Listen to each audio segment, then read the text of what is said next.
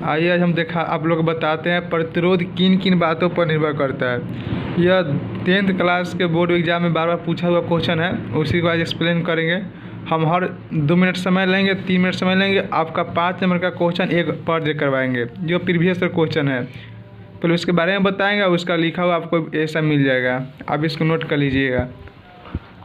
देखिए, प्रतिरोध किन किन बातों पर निर्भर करता है। आप क्वेश्चन सीधे यही है कि प्रतिरोध किन किन बातों पर निर्भर करता है। तो आपको लिख देना, पहले तो लिखना है प्रतिरोध निम्न बातों पर निर्भर करता है। पहले आपको ऐसे शॉर्ट में याद रखना है, प्रतिरोध 4 बात पर निर्भर करता है। पहले लंबाई पर निर्भर करता है, क्षेत्रफल पर निर्भर करता है, और प्राकृतिक पर निर्भर करता है, और तापमान पर। जैसे आप पहले का देख रहे हैं तार की लंबाई पर, दूसरा का देख रहे हैं तार की क्षेत्रफल पर, तीसरा का आप देख रहे हैं यहाँ पर तार की प्राकृतिक पर, और चौथा देखिए आपको दिखाते हैं, चौथा देख रहे हैं तार की तापमान पर। आइए इसके बारे में एक्सप्रेशन आपको दे देते हैं। जस्ट 2 मिनट में आपको वीडियो खत्म हो जाएगा, आपको याद भी हो जाएगा। जैसे देख रहे हैं कि आर समानुपाती होता है लंबाई की, यानी लंबाई बढ़ेगा तो प्रतिरोध का मान क्या होगा, बढ़ेगा।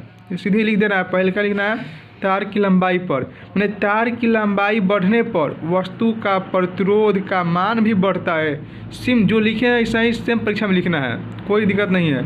जैसे तार की लंबाई बढ़ाइएगा तो प्रतिरोध का मान क्या होगा, बढ़ेगा। नेक्स्ट है तार की क्षेत्रफल। आप देखिए यहाँ पर, इसको देखिए, यहाँ देखिए प्रतिरोध व्युत्क्रमानुपाती वाला एरिया का होता है। जैसे आप एरिया बढ़ाइएगा, एरिया नीचे वाला बढ़ाइएगा तो ऊपर क्या होगा, घटेगा।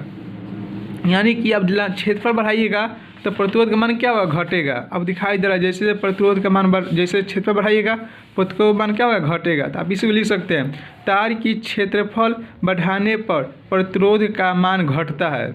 दूसरा का हो गया, तीसरा का आपको लिखना है तार की प्राकृतिक पर। आपको ही पता है कि हर वस्तु में करंट नहीं मारता है, यानी हर वस्तु में क्या होता है, अलग अलग प्रतिरोध होता है। जिसमें प्रतिरोध की संख्या ज़्यादा होती है उसमें धारा नहीं बहता है। तो वही लिखना है, तार की प्रकृति पर लिखना है, लिखना है अलग अलग वस्तुओं में प्रतिरोध का मान भी अलग अलग होता है। तीसरा का पॉइंट है।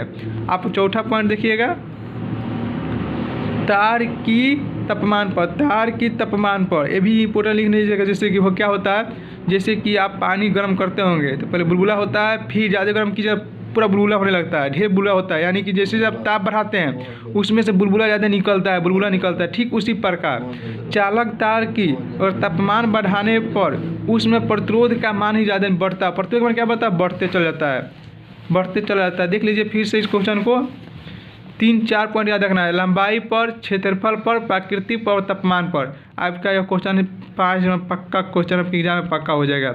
प्रतिरोध किन किन बातों पर निर्भर करता है, आपको बताना है लंबाई पर, क्षेत्रफल पर, प्राकृतिक पर और तापमान पर। इसके बारे में एक्सप्लेनेशन लिख देना, जो लिखे हुए हैं सेम ऐसा ही लिख देना, आपका 5 में नहीं छूटने वाला है।